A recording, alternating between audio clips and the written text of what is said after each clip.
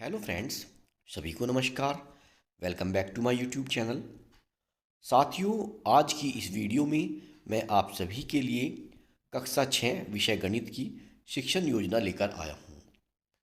जैसा कि आप सभी जानते हैं कि इन दिनों जब हमारे विद्यालय में बीईओ सर या एआरपी महोदय इंस्पेक्शन के लिए आते हैं, तो उसमें शिक्षण योजना को वो बहुत महत्व देते हैं। पूछते हैं कि आप जो पढ़ाई करा रहे हैं बच्चों को, क्या उसका आपने लेसन प्लान बनाया है, शिक्षण योजना बनाई है।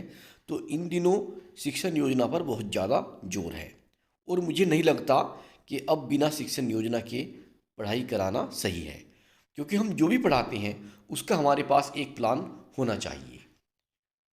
तो साथियों, इसी को ध्यान में रखते हुए मैंने यह निश्चय किया है कि मैं कक्षा 6 विषय गणित की जितने भी इसमें यूनिट हैं उसकी मैं क्रम से शिक्षण योजनाएं बनाऊंगा और आप सभी के सामने उनको प्रस्तुत किया करूंगा। साथियों, अगर इसमें आपको कोई त्रुटि लगे, कोई गलती लगे, तो आप कमेंट बॉक्स में आकर अवश्य बताएं ताकि मैं उसमें सुधार कर सकूं। और अगर आपको अच्छी लगे तो आप उसको भी अवश्य बताएं। तो शुरू करते हैं आज की ये वीडियो, जिसमें शिक्षण योजना बनाई है कक्षा 6 विषय गणित की, और इसका टॉपिक है प्राकृतिक संख्याएं। आपको पता है कि विषय गणित में कक्षा 6 में जो पहली यूनिट है वो प्राकृतिक संख्याएं की है। प्राकृतिक संख्याएं में हमने जो आज का टॉपिक लिया है वो है संख्या और संख्यांक। तो चलिए शुरू करते हैं आज की वीडियो।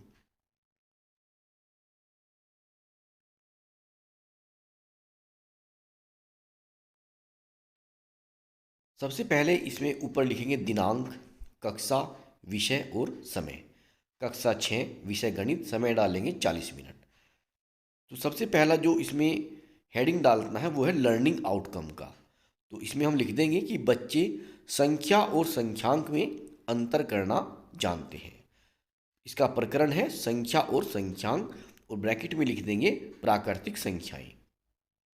नंबर 3, सीखने सिखाने की आवश्यक सामग्री, पाठ्य पुस्तक, दीक्षा ऐप, ब्लैक बोर्ड और चार्ट पेपर वगैरह इत्यादि इसमें लिखने हैं। फिर नंबर 4 पर जो हेडिंग है वो है सीखने सिखाने की प्रक्रिया। तो साथियों, इसमें 4 कॉलम बनाएंगे: क्रम संख्या, चरण, समय और आकलन के तरीके। सबसे पहला स्टेप आता है इसमें शिक्षण के आरंभ में। साथियों, अगर आपको ये वीडियो अच्छी लगे तो आप मेरे चैनल को सब्सक्राइब अवश्य करें। साथ ही अगर आप चाहते हैं कि आपको इस प्रकार की वीडियो समय समय पर मिलती रहे, तो मैंने व्हाट्सएप पर और टेलीग्राम पर ग्रुप बनाए हैं। दोनों ग्रुप का लिंक आपको वीडियो के डिस्क्रिप्शन बॉक्स में मिल जाएगा, आप वहां से ज्वाइन कर सकते हैं। तो साथियों, पहला इसमें जो हेडिंग है शिक्षण के आरंभ में है, इसमें लिखेंगे कि शिक्षक बच्चों से गिनती के विषय में पूछेंगे कि क्या आपको 1 से 100 तक की गिनती आती है। तो बच्चे बताएंगे कि आती है, क्योंकि बच्चे कक्षा 5 पास करके आए हैं। इसके बाद शिक्षक बोर्ड पर 4 सेब का चित्र बनाकर पूछेंगे कि बताइए कितने सेब हैं।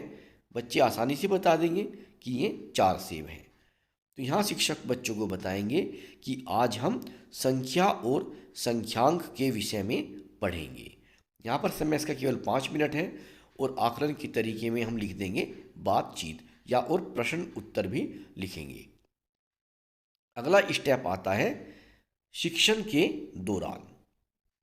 शिक्षण के दौरान में समय इसका 25 मिनट होगा, और आकलन के तरीके होंगे बातचीत और अवलोकन। तो इसमें हम इस तरह से चित्र बनाएंगे। एक चित्र में 4 सेब होंगे, एक चित्र में 4 गेंद होगी, और एक चित्र में 4 किताब होंगी, इस तरह से।